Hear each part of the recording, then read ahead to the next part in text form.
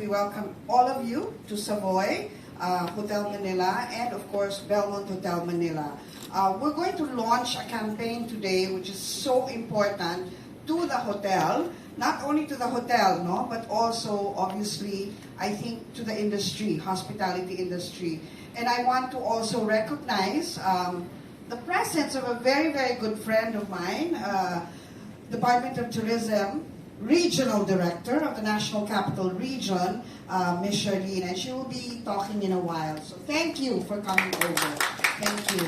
She's always with us every time we want to launch something. Best friend namin yan. Anyway, so we're going to launch a very, very important campaign, which is very close as well to the heart of a lot of Filipinos, and I'm sure you can all relate to this. So without further ado, again, we welcome each one of you. Thank you for coming over, and please enjoy the rest of the program. Thank you. Please share with us more about Belmont Hotel and Savoy Hotel Manila's newest campaign, Home for Every Filipino. Ms. Lolette, you want to start? Yes. Hi, good afternoon, everyone. Again, thank you, Erica. Okay, so just a gist of what the campaign really is all about and where we were coming from when we put this together.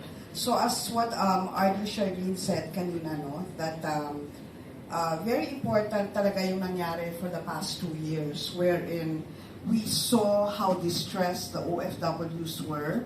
We also saw a lot of balikbayans wanting to come home and not being able to come home. So we really wanted to put this campaign together because we want to be able to welcome them back. No? We want to welcome them back home. And I think when you come home, there's always one thing that you want to look for. And basically the OFW said that kanina in the video. They want the food, you know, they want the Filipino food, they want comfort, of course, diba? At saka, gusto nila, pag dumating sila dito sa Manila, obviously, they want to be able to feel welcome. I think there is no other hotel, no, that can really welcome them more than us, because kami, from Mega World, we're one of the largest, actually, homegrown brand in the Philippines. We are 11 properties, 2 hotels right now are launching this campaign because we want to be able to welcome them back home via our Filipino hospitality. And I think there's no other way to really make anyone feel that hospitality, especially kung yung mga taong nagsaservice sa'yo, naging OFW din. No? So, I, for one, became an OFW, okay, in my younger years, which was not really a long time ago. Okay, I'd like to say that. Okay, and of course, Mayan here also was an OFW. You cannot really count with your hands how many staff we have in these 2 hotels of ours who have become OFWs. Naranasan nila yung nararanasan ng mga OFWs, di ba, Mayan? Feel namin yon. No? So, I think there's no other hotel who can welcome them back more compared to us because we were in their shoes before. So this is the reason why we're putting together this campaign, which I have to say is very close to my heart because I was once there. Okay?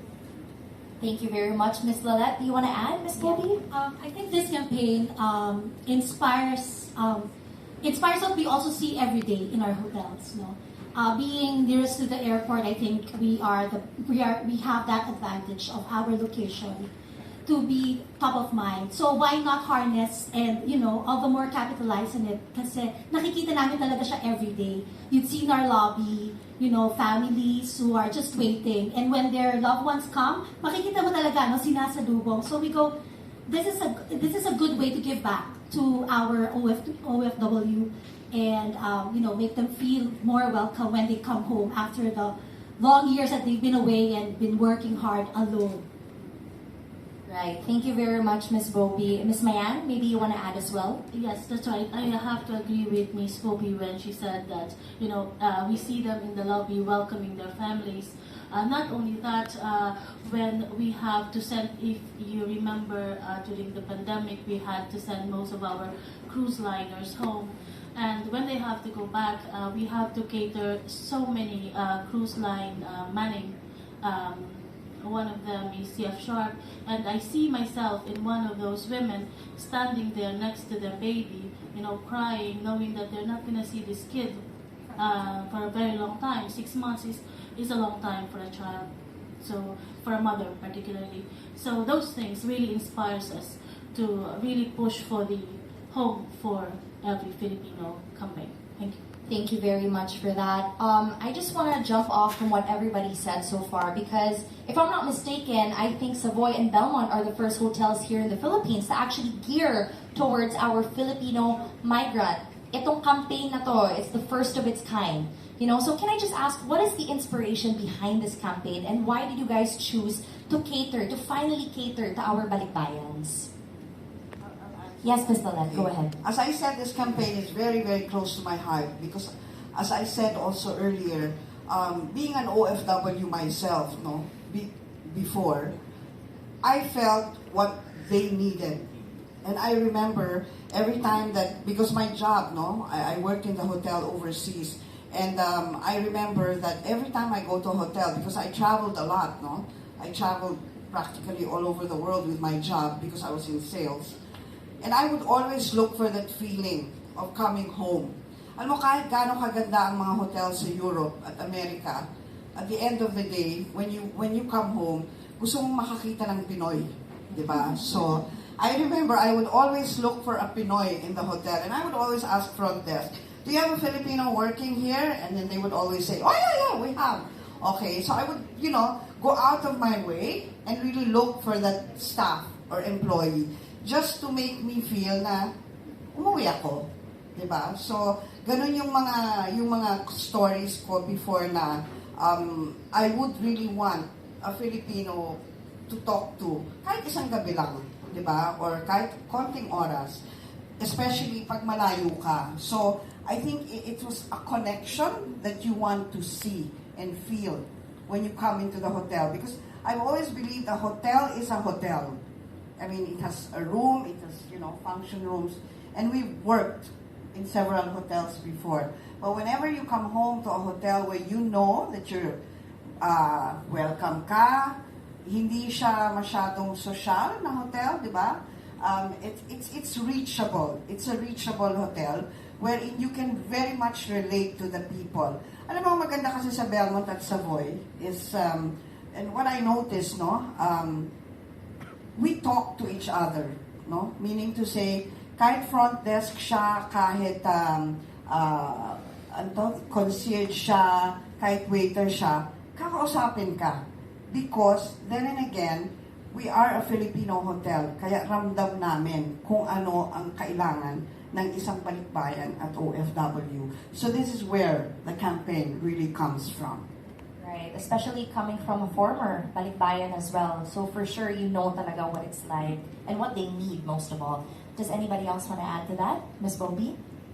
Ms. Pebbles, go ahead. Yeah. While I never experienced being OFW, although I travel a lot, and then yung mga kapatid ko actually OFW, what is unique about this campaign is yung, of course, yung pagod nila, di ba? Working for how many years abroad, and then giving back to their families, yung pinaka-reason, what was shared in the video earlier.